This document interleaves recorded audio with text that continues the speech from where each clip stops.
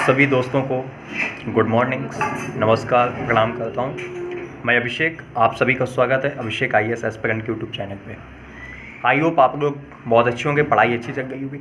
आज मैं बात करूँगा वाई IAS, क्यों IAS बनना है आपको, वाई IAS, क्यों IAS बनना है आपको, ये आपको कंफर्म होना चाहिए, क्लियर होना चाहिए माइंड में। आपको जब क्यों पता होगा ना, जब क्यों पता होगा तब आपका अगर एक मोटिवेशन, अगर एक आपका एनर्जेटिक, अगर आपका भाव होगा और आप कभी डिमोटिवेट नहीं हो, क्योंकि आपका क्यों पता है। जब किसी व्यक्ति का क्यों पता है, मुझे क्यों काम करना है, ये जब वो काम का क्यों पता होता है ना, तो उसमें इंटरेस्ट आता है। और जब इंटरेस्ट आता है ना, तो फिर हम लोग डूब जाते हैं उस काम में। तो कहते हैं कभी किसी को मुकम्मल जहां नहीं मिलता और कहीं जमी तो कहीं आसमां नहीं मिलता। ये निदा फाजली ने कहा था कि कभी किसी को मुकम्मल नहीं मिलता और कहीं जमी तो कहीं आसमां नहीं मिलता, यानी कि निदा फाजली ने कहा था। क्यों डरें, ज़िंदगी में क्या होगा, कुछ ना होगा तो तजुर्बा होगा। तो आप वाई IAS, क्यों IAS बनना है, ये आपका कॉन्सेप्ट क्लियर होना चाहिए। आप लोग मुझे कमेंट भी करके बताना आपको क्यों IAS बनना है, क्यों आप इस सर्विस में, सिविल सर्विस में आना चाहते हैं।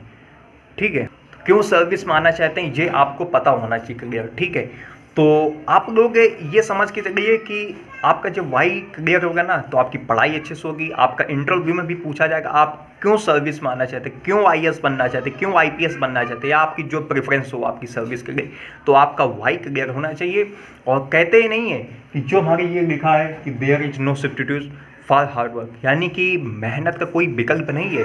आप मेहनत के अलावा क्या कर सकते हैं, मेहनत कीजिए अच्छे से। ठीक है, और सिलेक्शन डेफिनेटली होगा। ठीक है, तो वाई आपका क्लियर होना चाहिए बस, और कुछ भी नहीं, कुछ भी नहीं। आपका वाई पता हो तो आप मुझे सभी लोग कमेंट करके बताना आप क्यों IAS बनना चाहते हैं, क्यों IPS बनना चाहते हैं, क्यों IFS, क्यों IRS।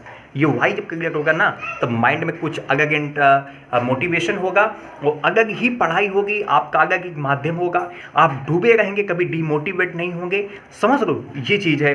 कहते हैं कि जब असफलता ये बताती है कि सफलता का प्रयत्न पूरे मन से नहीं किया गया। जो कभी भी असफल नहीं हुआ, जो कभी भी असफल नहीं हुआ, वही आदमी महान नहीं हो सकता। ये हरमन वेग ने कहते हैं। ठीक है, तो